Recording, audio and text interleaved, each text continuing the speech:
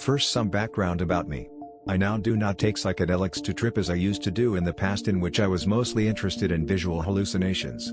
They fascinated me. Now, I use psychedelics as a tool, and preferably in small amounts, so that I am still in control and can use the state to do self-exploration, combined with meditation. I do meditate daily for about a year now. During meditative sessions I can feel the energy flows in my subtle, etheric, body. Most of the time I do breathing exercises combined with visualization to activate corresponding chakras. Little do I know about them and how they work. It just opened to me recently. Also, I am interested in astral projection and lucid dreaming. I do corresponding exercises for this, reaching the mind awake body asleep state and sleep paralysis, writing a dream diary, etc. I had little success in achieving those states so far. In my childhood I had sleep paralysis once, and recently I experienced a spontaneous vibrational state during sleep. Vibrational state usually occurs before the astral projection. I smoked DMT countless times. The problem is that the effects are short-lasting. Naturally I was thinking to take MAOIs and then DMT. In traditional ayahuasca there are harmala alkaloids, mostly harmine, and tetrahydroharmine. The content of those varies, and I read that in good ayahuasca, the content of harmine is as low as possible. Harmine is known to have nauseating effects, which I wanted to avoid. Therefore, I used a mixture of harmine and tetrahydroharmine. I obtained this mixture after reduction of harmine/harmine mixture, extracted from Syrian rue seeds, with sodium borohydride and methanol. The purity was checked by HPLC and 1H enamine. It was very pure, HPLC purity greater than 99%. There was no other compounds present. DMT was prepared by more complex chemical synthesis a long time ago by me as well. It is also very pure, checked by 1H and 13C enamine. It was distilled under high vacuum and then recrystallized from hexane/dichloromethane to produce nice off-white fluffy crystals. Usually, DMT is yellow and contains some oxidation products and smells really bad. This has nice soft and pleasant smell. Before the experience I had only a small baguette with some regular cheese. I was not nervous at all. I was in pleasant mood. Usually when I smoke DMT I get quite anxious. I usually take psychedelics alone, and this was the case as well. I weighed out 148 mg of a mixture of harmine, 67 mg, and tetrahydroharmine, 81 mg, freebase on a milligram scale. I suspended it in few milliliter of rosehip tea. Because the tea is quite acidic, it dissolved some of the harmala alkaloids and the mixture was a bit bitter tasting but nothing unbearable. I ingested it at 9 o'clock. Then, at 9:25, I weighed out 51 mg of DMT freebase and took it in a similar way. This was a mistake because DMT tastes awful. Next time I must put it into a gelatin capsule. At 9:45 I started to feel nausea. I sit into a meditation posture on my couch and try to breathe slowly. The nausea subsided soon, and at 10 o'clock I already started to feel the DMT effects. I saw the patterns pulsing on walls when I focused attention. I use this to check how much I am tripping. I felt really trippy though. Body feel was DMT-like but different. I guess the harmala alkaloids are really enhancers of the experience and bring their own flavor to it. I lay down on my couch and covered myself with a blanket. As soon as I closed my eyes, I experienced a strong spinning sensation to the left around the axis of my body. I never felt that before. Then, my attention moved out of center of my usual attention point, behind my eyes, to the left from my body. It felt weird, and so I slowly centered myself again.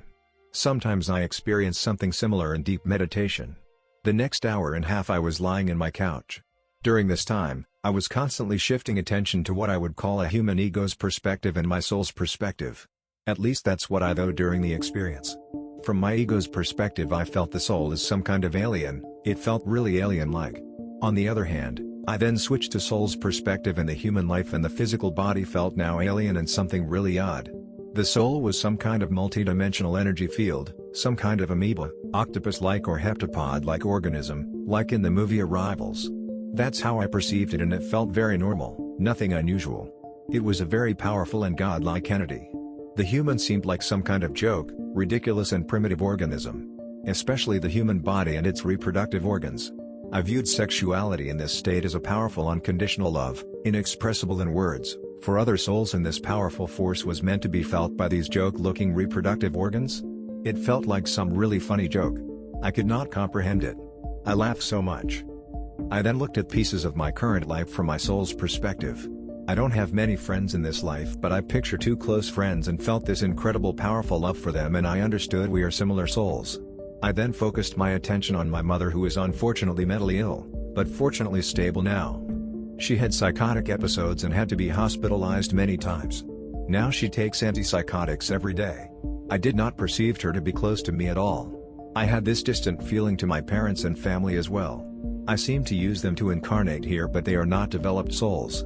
They are not close to me also in my ego's perspective. In this state I seem to be able to perceive the multi-layered nature of a human being. Consciousness is only a small layer, then there are multiple layers in the subconscious. I could not comprehend what I was seeing and getting. It was the first time I was able to perceive it like this.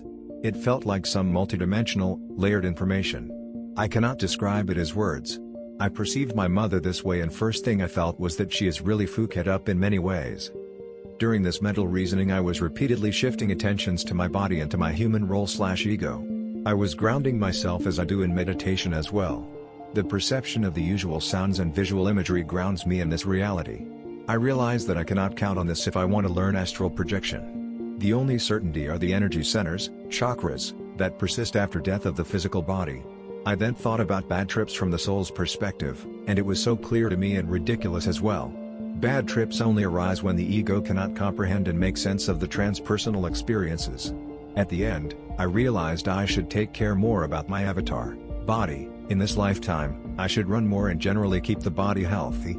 At 11:30 I woke up from the state and looked at my hands. They looked so strange. I counted my fingers and was thinking, why the hell do I have 5 fingers? I could very well have less or more. I was generally surprised by this body I live in. It is interesting that I didn't have closed eye visuals during the trip. Usually, I have them all the time when I smoke DMT. After that I went to toilet 2 times in a short amount of time. I guess the DMT and harmala alkaloids takes out a lot of water from the body. So, I drank some more water and went to sleep. Always after these trips I feel exhausted. I was in a dreamlike state but don't remember anything specific. I woke up at 15:30. The effects were completely gone, and I felt relaxed, as nothing happened. I then finally made some lunch, vegetable soup, and then went for a walk. I was feeling an increased amount of energy. Overall, it was very interesting experience, and I will be processing it for some time.